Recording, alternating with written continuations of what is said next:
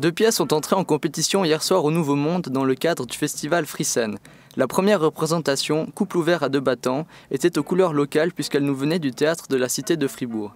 Écrite par Dario Fo, prix Nobel de littérature en 1997 et Frank Arheim, cette pièce met en scène une femme trompée et suicidaire que les infidélités de son mari poussent à bout.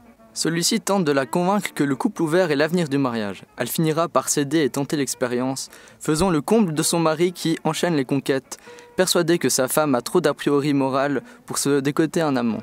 Lorsqu'elle lui parle du physicien du CERN qu'elle a rencontré, il croit à une ruse pour le rendre jaloux, tout en feignant de la croire.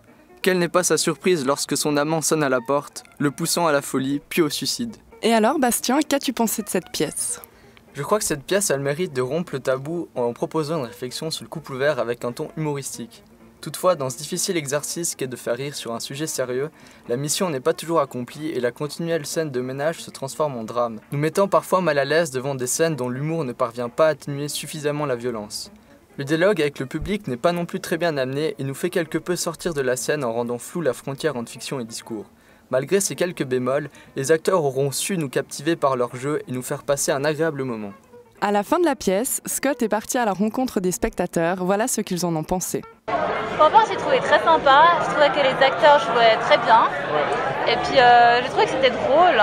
Le thème traité n'est pas forcément drôle, mais je trouve qu'il était bien traité. Et puis, il y a un retournement de situation que j'ai trouvé très intéressant. C'est léger et drôle. C'était bien? Oui, c'était pas mal. L'acteur était pas extraordinaire, par contre l'actrice était très convaincante. La deuxième représentation, Des Nuits en bleu, fut l'œuvre du théâtre d'en haut, venu tout droit de Rouen. Écrite par Jean-Pierre Levarret, cette pièce nous plonge dans l'intimité des ouvriers d'une usine, une nuit de travail. Cette immersion veut nous faire ressentir ce cri terrible. J'ai envie que ça sache le travail, on en souffre. Mais, loin des clichés, les cols bleus ne sont jamais représentés suant devant leur machine, si ce n'est leur machine à café. C'est là, dans le réfectoire, que se déroule toute la pièce. À travers les discussions, les anecdotes, les plaintes, on saisit toute la détresse de leur quotidien entre la fatigue, la monotonie, les terribles conditions de travail, l'absence des proches, les accidents et aussi parfois la mort. Mais on y saisit aussi tous ces moments partagés, ces instants de fraternité et de complicité, ces blagues et ces farces, cette joyeuse camaraderie qui permet de supporter l'enfer de l'usine. Émouvante, drôle, touchante, cette pièce nous dresse donc un tableau intime et attachant des ouvriers, mis en valeur par une excellente prestation des acteurs. À la fin du spectacle, nous avons eu la chance de pouvoir rencontrer le metteur en scène, Ludovic Plouz, qui nous a expliqué ses motivations pour la construction de cette pièce.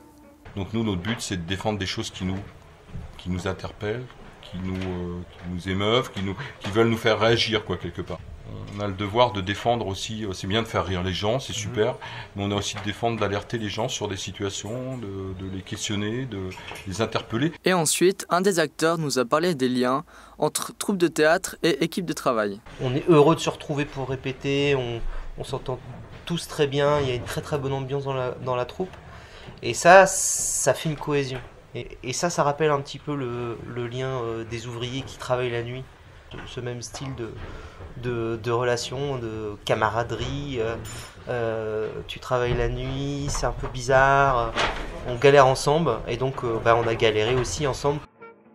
Et voilà, c'est fini pour aujourd'hui. Rendez-vous demain sur Unimix pour une nouvelle chronique. Et en attendant, venez nombreux ce soir au Nouveau Monde, avec à 18h30 le dernier vol de Cyrano et à 20h30 les Joyeuses Commères de Windsor, une pièce de William Shakespeare.